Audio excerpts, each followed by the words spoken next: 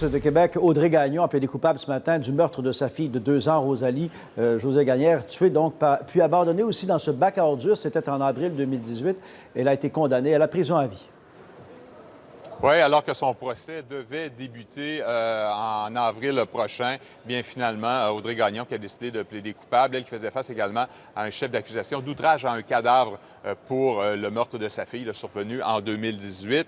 À la suite d'une suggestion commune des deux parties, Audrey Gagnon qui sera éligible à une libération conditionnelle, donc 14 ans après la date de son arrestation.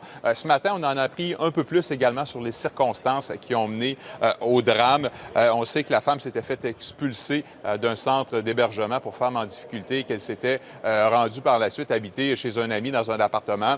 Et le soir du 17 avril, donc, elle était seule dans cet appartement. Son enfant pleurait. Et c'est à ce moment, donc, qu'elle s'en serait pris à sa petite fille, la petite Rosalie, en lui assénant 32 coups de couteau, selon ce que l'on peut lire dans un rapport qui a été rendu public ce matin. Rapport qui n'exclut pas non plus que la petite fille ait pu être étranglée. Je laisse entendre le procureur de la Couronne, la brève déclaration qu'il a voulu nous faire à la sortie de la Cour.